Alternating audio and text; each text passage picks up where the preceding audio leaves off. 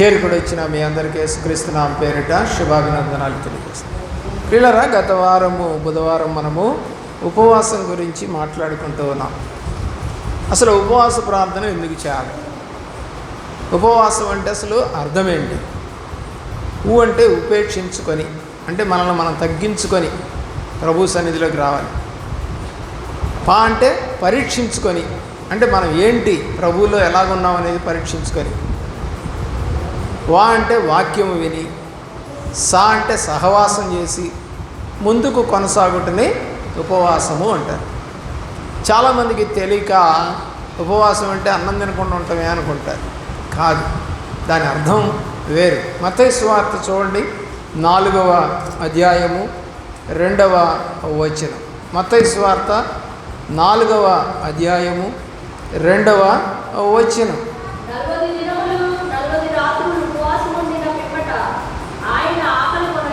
ఎన్ని రోజులు ఉన్నాయంటండి? అంటే పగలు రాత్రి. మరి మనమైతే ఏం చేస్తుంటాం? మేము దేవుణ్ణి ఎరిగిన కొత్తలో 24 గంటలు ప్రార్థన చేసాం, 7 గంటలు ప్రార్థన చేసాం, 5 గంటలు ప్రార్థన చేసాం, 3 రోజులు ప్రార్థన చేసాం, చాలా రకాల ప్రార్థనలు చేసాం. అయితే అప్పుడు బాగానే ఉన్నారు, నిలబడ్డారు, ఇళ్ళకెళ్ళలేదు, భర్తలు ఏమనలేదు. మరి ఏంటి రాను వచ్చేసరికి కుదరట్లేదు అయ్యారు, మా ఆయన ఒప్పుకోవట్లేదు అయ్యారు. ఎన్ని మాటలు వస్తున్నాయంటే, నేను ఈ 30 ఏళ్ల కాలంలో దేవుడిని ఎరిగిన తర్వాత, ఇప్పుడు ఏది కోవిడ్ తర్వాత అంటే 2021 నుంచి జనాలు చాలా మారిపోయారు. ఎందుకంటే ప్రార్థన తగ్గిపోతూ ఉంది. వచ్చినా కూడా 1 గంట 2 గంటలు కూర్చొని వెళ్ళిపోతున్నారు, మళ్ళీ వస్తున్నారు, అలా చేస్తాను. అలాగా కొన్ని సంఘాల్లో నేను ఉపవాస ప్రార్థనకి వెళ్ళినప్పుడు ఆన్లైన్ ప్రేయర్ అని పిలుస్తారు. నన్ను వెళ్తే వాళ్ళు 9 గంటలకు స్టార్ట్ చేస్తారు. 9 గంటలకు మొదలెడితే పాటలు పాడుతూ ఉంటారు ఆ ముసలమ్మలు వచ్చి. యవనస్తులు ఎవరు రారు. ప్రియులారా, 10-11 అవుతప్పటికి 10-11 తర్వాత వాళ్ళంతా ఏం చేస్తుంటారు? నిద్రలు పోతూ ఉంటారు. పాస్టర్ గారికి చెప్పండి వాక్యం అంటాడు ఈయన. ఎవరికి చెప్పాలి? గోడకి చారగిలు పడి నిద్రలు పోతూ ఉంటారు. ఎందుకంటే వాళ్ళు పనులు చేసుకొని వస్తారు ఊర్లలో. మరి అలాంటి వాళ్ళకి మనం ఏం వాక్యం చెబుతాం? అంతే అయ్యగారు ఏం చేస్తాం అని అంటాడు. సరే, ఉపవాస ప్రార్థన ముందంట అన్నం తిని వస్తారంట. మేమైతే అన్నం తినం. కొంతమంది ఏం చేస్తారు? 12 గంటల దాకా పెట్టి లేదా 1 గంట దాకా పెట్టి టిఫిన్ పెట్టి పంపిస్తున్నారు. ఇదేంటంటే మరుసటి రోజు వచ్చింది కదా అయ్యగారు అంటున్నారు. మరుసటి రోజు వస్తే ఉపవాస ప్రార్థన అయినట్టేనా? దేవుని ప్రేమించవలసిందిగా కోరు. దేవుడు ఏం చేస్తున్నాడంట? ఇప్పుడు ఆయన ఎక్కడ ఉపవాస ప్రార్థన చేశాడు తెలుసా? చెప్పండి. అరణ్యంలో. సాతానుడు ఏం చేసింది? మొదటి వచనం చదవండి, 4:1.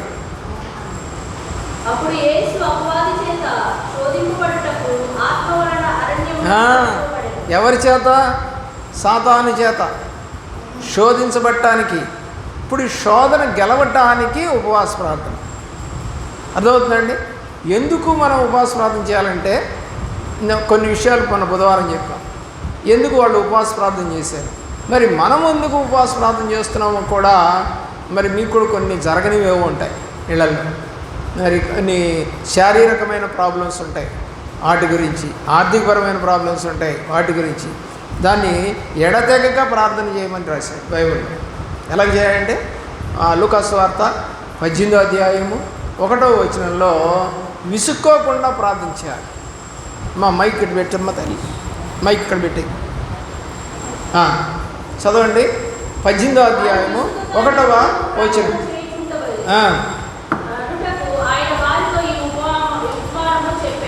మొదటి మాట చదవండి. ఏమని? ఏం చేయాలంట? విసుక్కోకుండా రోజు చేయాలంట.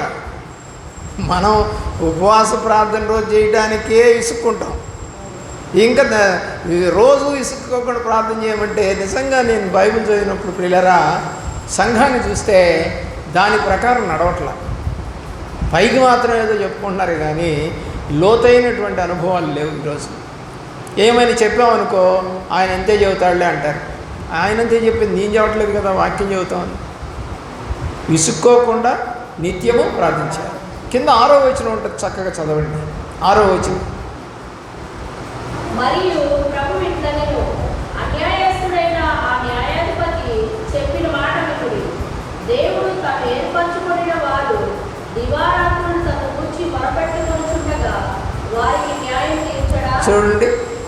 ఎప్పుడు న్యాయం తీరుస్తాడట? దివారాత్రులు మొరపెట్టుకుంటున్నప్పుడు, ప్రభువా నీకు స్తోత్రం, మా అయ్యగారు ప్రార్థన చేశారు, మా అమ్మ ప్రార్థన చేసిందయ్యా, మా ఆయన చేశాడయ్యా, నేను చేస్తున్నానయ్యా, తీర్చు, అయిపోయింది. ఒక 5 నిమిషాల ప్రార్థన. అప్పుడు కార్యాలు జరగవు. యుద్ధం జరుగుతుందండి. ఏమన్నా గంటలో యుద్ధం చేసి వస్తామా? లేదు. ప్రియులరా, ఒక్క చిన్న జ్వరం వస్తేనే ఏమంటే అడ్డంగా పడుకుంటున్నాం. ఇళ్లలో అడ్డంగా పడుకొని నేను చేయలేను, నేను లేవలేను అంటాం. అంటే నీకు చిన్న దోమ పుట్టో ఇంకేదన్నా అనారోగ్యం వస్తేనో ఊరిగట్ట పడుకుంటావే మంచం మీద కదలలేకుండా. మరి ఎమ్మటే గంటలు తగ్గిపోతుందా నీకు? వెళ్ళగలవు పనికి కానీ లేకపోతే ఉద్యోగానికి కానీ? ఎందుకని వెళ్ళలేవు? దానికి తగ్గడానికి కొంత టైం ఉంటుంది. అలాగే మనకు జవాబు రావాలంటే ప్రార్థనలో కొంత టైం దేవుళ్ళు గడపాలి.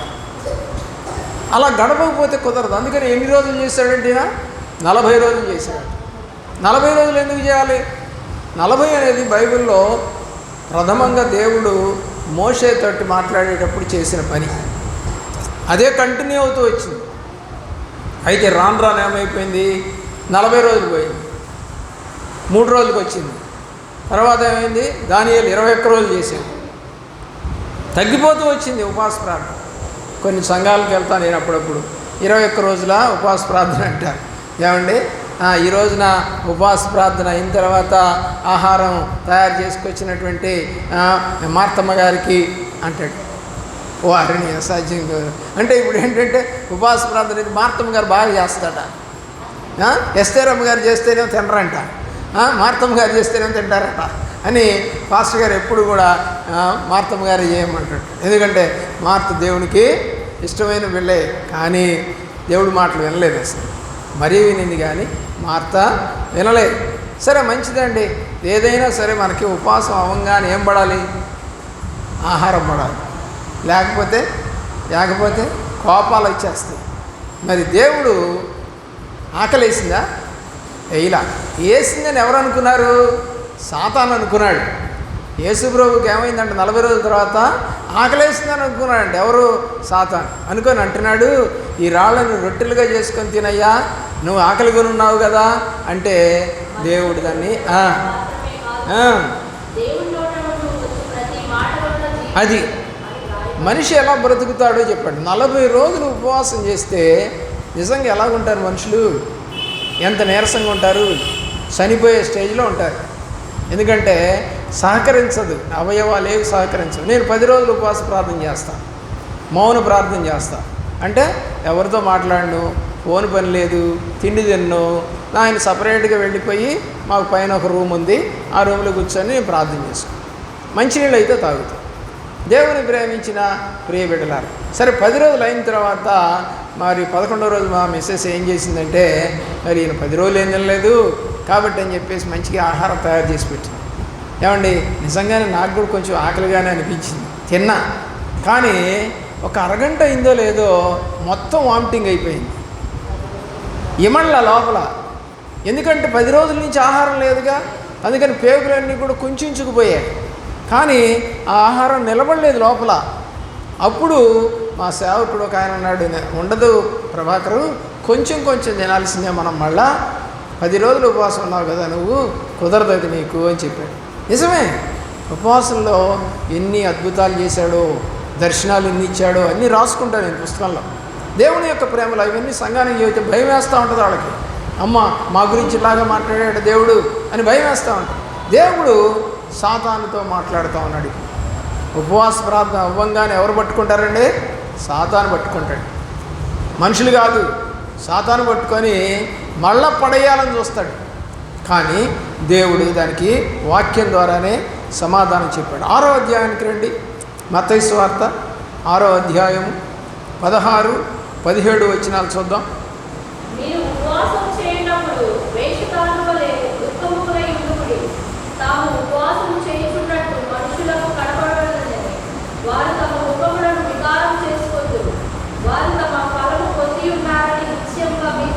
కాబట్టి మనం ఎలాగ ఉండాలంటే ఉపవాసం చేసేటప్పుడు ఏమండి, దుఃఖముఖులైపోయి స్నానం చేయకుండా గడ్డం పెంచుకొని అలా కాదట. సంతోషంగా ఉపవాస ప్రార్థన చేయండి, సంతోషంగా దేవుడి సన్నిధికి రండి, సంతోషంగానే ప్రార్థన చేయండి. ప్రతిఫలం ఇచ్చేది దేవుడు. నువ్వు ఎలా ఉన్నావని కాదు దేవుడు చూసేది. కాబట్టి మనము దుఃఖముఖులుగా ఉంటే చూస్తాడు దేవుడు అని అనుకోకండి అని బైబిల్ చెప్పడం లేదు. అలాగే 15వ అధ్యాయము 35వ వచనం చూడండి. మత్తయి సువార్త 15వ అధ్యాయం 35వ వచనం.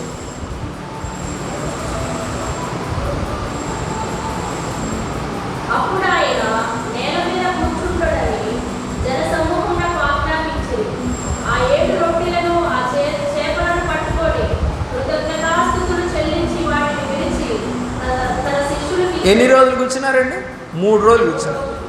3 రోజుల తర్వాత ఆహారం అయితే లేదు అక్కడ. మరి దేవుడు దాన్ని ఏం చేశాడండి? అంతమంది 15,000 మందికి పంచిపెట్టాడు. ఎవరి దగ్గర? ఒక చిన్న పిల్లవాడు. మనం కూడా ఎవరండి ఇప్పుడు దేవుడి దగ్గర? చిన్నపిల్లలమే. ఏమండి, మనం కూడా అనుకుంటాం వయసు అయితే భూమి మీద పెరిగింది కానీ దేవుళ్ళో పెరిగిందా? చాలామంది మా సేవకుడు దరిదాపుగా 75 సంవత్సరాలు దేవుళ్ళో ఉన్నాడు. 90 ఏళ్ళకి చనిపోయాడు ఆయన.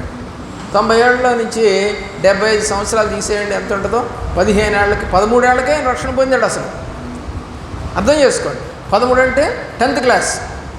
10th క్లాస్ టయానికే ఆయన రక్షణ పొందాడు. ఇంకా అప్పటి నుంచి వాళ్ళ నాన్నగారు ఏమంటే సేవలోనే తిరిగాడు. వీళ్ళరా మరి అంత గొప్ప సేవ. ఇప్పుడు నువ్వు రక్షణ పొంది ఎన్ని సంవత్సరాలు అయిందో నాకు తెలియదు. గుర్తుపెట్టుకో, నువ్వు రక్షణ పొందింది 20 ఏళ్ళకో 25 ఏళ్ళకో అనుకో. నువ్వు ఎన్నేళ్ళు దేవుడి పనిలో ఉండాలో తెలుసా? కనీసము మరొక 25 ఏళ్ళు, అంటే 50 ఏళ్ళ అక్కడ సంవత్సరం దాకా నువ్వు కనుక దేవుళ్ళో ఉంటే మనం లోకంలో జీవించిన దానికన్నా ప్రభువులో జీవించింది 1 సంవత్సరం పెరుగుతుంది. అలా ఎవరు అనుకోవట్లే ఈ రోజున. చాలామంది పెళ్లి బాప్తీజాలకి రక్షణ ఎందుకు ఉంటుందండి? అసలు దాని పేరే పెళ్లి బాప్తీజం. పెళ్లి బాప్తీజానికి రక్షణ లేదు. రక్షణ పొందిన వారినే వివాహం చేసుకోవాలి లెక్క ప్రకారం, బైబిల్ ప్రకారం. ఎందుకంటే విశ్వాసకి అవిశ్వాసతో సంబంధం ఎక్కడా, పాలెక్కడా అని బైబిల్లో కొరింథీ పత్రికలో పౌలు రాస్తూ ఉన్నాడు. మరి అలాంటప్పుడు మనము అవిశ్వాసతను ఎందుకు చేసుకుంటాం? అవిశ్వాసమైన భార్యను ఎందుకు చేసుకుంటాం? ఒకవేళ చేసుకుంటే కొరింథీ పత్రికలో అంటాడు, ఒకవేళ నీకు అవిశ్వాసమైన భార్య ఉన్నా, ఒకవేళ భర్త ఉన్నా, నువ్వేం చేయాలో తెలుసా? మార్చాలి, ఆ వ్యక్తిని మార్చాలి అని బైబిల్ సెలవిస్తుంది. అవి మార్చాలంటే నువ్వేం చేయాలి? ఉపవాస ప్రార్థన చేయాలి. ఉపవాస ప్రార్థన నువ్వు చేయలేదనుకో, నువ్వు మార్చడం అనేది సాధ్యం కాదు. ఎన్ని సంవత్సరాలను ఇంకంతే ఉంటుంది. మార్పు అనేది అతనిలో లేదా ఆమెలో రాదు. దేవుని ప్రేమించవలసిందిగా కోరుతా ఉన్నాం. అలాగే దేవుని ప్రేమిస్తున్న ప్రియబిడ్డలారా, మొదటి రాజుల గ్రంథం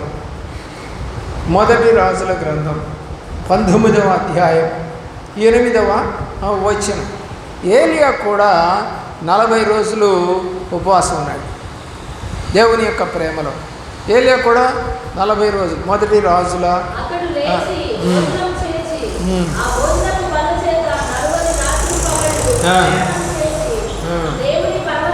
ఎన్ని రోజులు చేశాడండి? ఒక్క పూట భోజనం చేశాడు. కానీ ఎన్ని రోజులు ప్రయాణం? 40 రోజులు. ఈ 40 రోజులు అందున్నాడా? లేదు. 4 గంటలు ప్రార్థన చేసామనుకో మనం, పాస్టర్ గారు ఏమనుకోద్దు, కొంచెం ఇంటికి వెళ్ళి వస్తాం. ఎందుకమ్మా? ఏం లేదు, ఏం తెలియకుండా శుభ్రంగా జున్ను తినొచ్చి ముద్దుడుచుకొని వచ్చి కూర్చున్నట్టు. జున్ను అంటే కండంత బలం. ఎంత బలం అనుకుంటున్నారు? నువ్వు అన్నం ప్లేట్ నిండా తిన్నా కూడా రానంత బలం జున్ను. ఒక 100 గ్రాములు తింటే చాలు, ఫుల్ బలం. మరి గాంధీ గారు అప్పట్లో మరి సత్యాగ్రహం చేశారట. సత్యాగ్రహం చేస్తే ఆయన ఏం తిన్నాడంటే శనక్కాయలును మేకపాలు తాగాడంటే. తక్కువ బలం అది. హాయిగా ఎంత బలంగా ఉంటుందో అవి. ప్రియులారా, శనక్కాయలు మరి మేకపాలు తాగితే నీకు తొందరగా ఆకలేస్తుందా? వేయదు. ఎన్ని రోజులైనా చేయొచ్చంట. ఒక్క పూట తిన్నా కూడా రోజుకి ఎన్ని రోజులైనా ఉపవాసం చేయొచ్చు. కొంతమంది అదేగా అంటారు. మా చర్చిలో ఒక అమ్మాయి ఉంది, లక్ష్మి. ఆ అమ్మాయి అంటది, అయ్యగారు ఆఫీస్కి వెళ్ళి 11 గంటలకు రానా అంటది. 11 గంటలకు వచ్చి అంటే 1 గంట దాకా ఉంటుందంట. ఉండి మళ్ళీ 2 గంటలకి వెళ్ళి ఆఫీస్కి పోద్దంట. పర్మిషన్ అడిగి వస్తుందంట. 2-3 గంటలు ఉంటానికంట. మేము పెట్టేది 9 గంటలకి ప్రార్థన పెడతాం, ఉపవాస ప్రార్థన. 9 గంటల నుంచి మధ్యాహ్నం 2 గంటల దాకా పెడతాం, ఫస్ట్ సెషన్ అది. మళ్ళా 4 గంటల నుంచి రాత్రి 10 గంటల దాకా పెడతాం, సెకండ్ సెషన్ అది. కాబట్టి దేవుని ప్రేమించిన పిల్లారా ఆ రోజులు బాగానే నడిచారు, కానీ ఈరోజే తగ్గిపోతూ ఉన్నారు దేవుళ్ళు. దేవుని యొక్క ప్రేమలో మరొక మాటను మనము దేవుడి యొక్క ప్రేమలో జ్ఞాపకం చేసుకుందాం. 21వ అధ్యాయం మొదటి రాజుల గ్రంథం 27వ వచనం. ఒక చెడిపోయిన రాజు దైవ సేవకుడి ద్వారా హెచ్చరించబడిన తర్వాత అతను ఏం చేస్తున్నాడో చూడండి. 21-27వ వచనం. 21వ అధ్యాయము 27, దరిదాపు చివరి అధ్యాయం.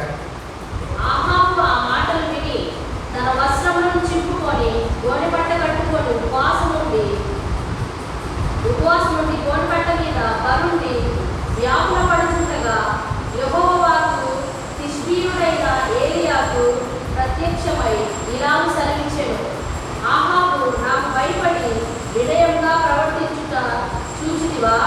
నాకు భయపడి అతడు వినయంగా ప్రవర్తించుట చేత ఆ అపాయము అతని కాలమునందు సంభవించకుండా ఆపి అతని కుమారుని కాలమునందు అతనికి.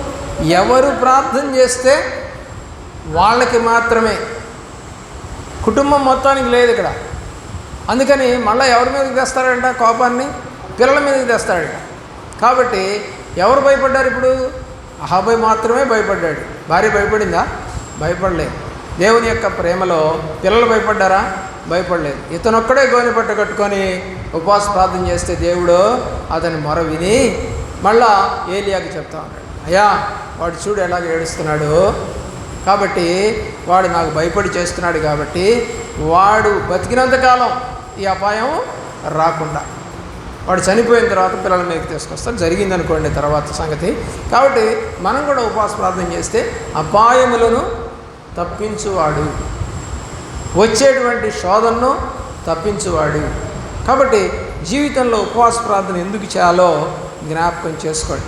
లేవీకాండం 23వ అధ్యాయం 27వ వచనం. లేవీకాండం 23వ అధ్యాయం 27వ వచనం నుండి 29వ వచనం దాకా చదువుదాం. దేని కొరకు ఉపవాస ప్రార్థన చేయాలి? లేవీకాండం 23వ అధ్యాయం 27వ వచనం. ఆ 7వ నెల 10వ దినము పాపము నిమిత్తమై ప్రాయశ్చిత్తార్థము దినము. అందులో మీరు పరిశుద్ధ సంఘముగా కూడవలెను. మిమ్మును మీరు దుఃఖపరచుకొని యెహోవాకు హోమము చేయవలెను. ఆ దినమున మీరు ఏ పనియు చేయకూడదు. మీ దేవుడైన యెహోవా సన్నిధిని మీరు మీ నిమిత్తము ప్రాయశ్చిత్తము చేసుకొనుటకై అది ప్రాయశ్చిత్తార్థ దినము. ఏంటండి ఉపవాస దినం అంటే? ప్రాయశ్చిత్తం చేసుకునేటువంటి దినం ఇది. ఈరోజు నిజంగా బైబిల్ చదువుతూ నా పాపం నేను ఒప్పుకుంటున్నానా ఉపవాస ప్రార్థనలో? నా హృదయాన్ని దేవుడికి అర్పించానా ఉపవాస ప్రార్థనలో? దేవుడికి ఇష్టంగా జీవిస్తున్నానా ఉపవాస ప్రార్థనలో? ఆయన చెప్పినట్టుగా మనం ప్రాయశ్చిత్తం చేసుకోవడానికే కూర్చుంటున్నామా? మీరు ఏ పని చేయకూడదని చెప్తున్నాడు అక్కడ. మరి మనం అన్ని పనులు చేసుకుంటూ ఉపవాస ప్రార్థన చేస్తాం. ఒక రోజన్న దేవుళ్ళో పూర్తిగా గడిపిన రోజులున్నాయా? బైబిల్లో ఒక మాట కీర్తనలో కనపడుతుంది, ఒక దినము నీ సన్నిధిలో గడుపుట 1000 దినములంత శ్రేష్టత. ఏంటంట? ఒక్క దినము టోటల్గా గడిపితే 3 సంవత్సరాలు ప్రార్థన చేసినంత బలం. కానీ ఏది ఒక దినం గడపలేకపోతున్నాంగా, కనీసం హాఫ్ డే అది కూడా లేదుగా. హాఫ్ డే అంటే దేవుని ప్రేమించినటువంటి ప్రియులారా, మరి 1000 సంవత్సరాల నుంచి 500 రోజులు తీసుకోండి, అది లేదుగా. కాబట్టి బైబిల్ ప్రకారం నడవట్లా. మనం పైకి మాత్రం చెబుతాం అన్నీ, మేము రక్షణ పొందాం, ప్రార్థనకి వెళతాం, పాటలు పాడతాం, పరిచర్య చేస్తాం, బలారాధన తీసుకుంటాం, అన్నీ చెబుతాం. కానీ మూలమైంది పోయింది. దేవుడు చెప్పిన మూలం ఏంటి? మీరు ఎందుకు ఉపవాసం ఉండాలంటే ప్రాయశ్చిత్తం చేసుకోవడానికి, మీ పాపములను ఒప్పుకోవటానికి, ఏ పని చేయకుండా నా సన్నిధిలో మీరు గడపాలని బైబిల్లో దేవుడు ధర్మశాస్త్రంలో రాశాడు. 2 దినవృత్తాంతాల గ్రంథం 20వ అధ్యాయం 3వ వచనం. 2 దినవృత్తాంతాల గ్రంథం 20వ అధ్యాయం 3వ వచనం. అందుకు యెహోషాపాతు భయపడి యెహోవాను విచారించుటకు మనసు నిలుపుకొని యూదయంతటా ఉపవాస దినములు ఆచరింపవలెనని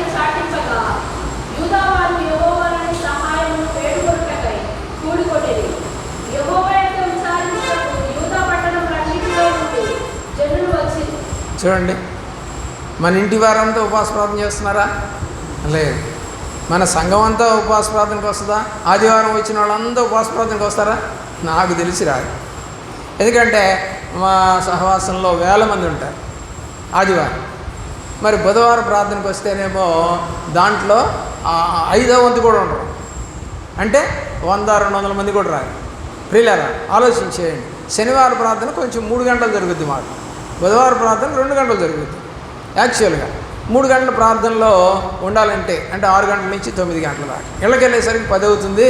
కుదరట్లేదు అయ్యగారు, కుదరట్లేదు. ఒక్కరోజు దేవుడికి ఇవ్వలేకపోతున్నారు. ఏమనలేదు సేవకులు, ఏమంటారు? ఎవరేమన్నా ఆదివారం వచ్చిన వాళ్ళంతా ప్రార్థనకి రండి అని చెప్తాడు, కానీ వాళ్ళు చేయరు, వాడు వినరు, వారు లొంగరు. ఏమంటే విశ్వాసము గొప్పదా, లోబడటం గొప్పదా? విశ్వాసం గొప్పది కాదు, లోబడటం గొప్పది.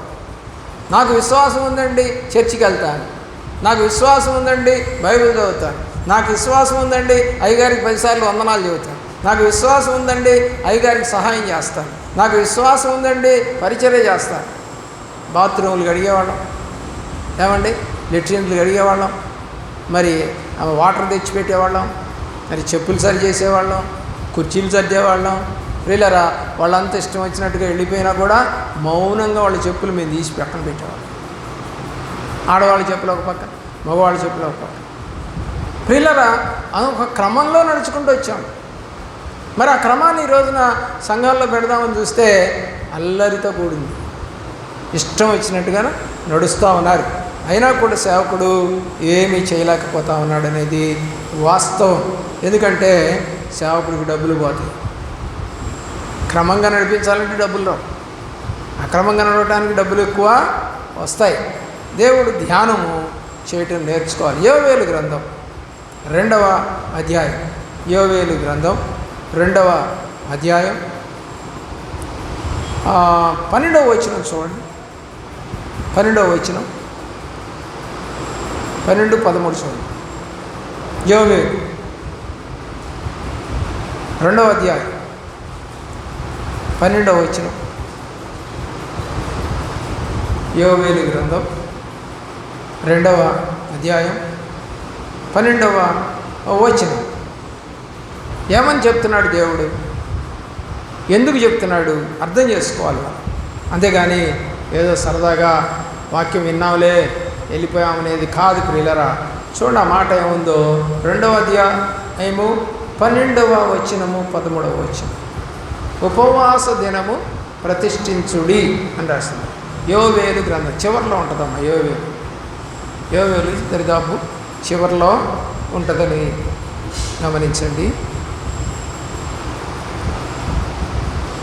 యోవేలు గ్రంథము 2వ అధ్యాయము 13వ వచనం, 12వ వచనం.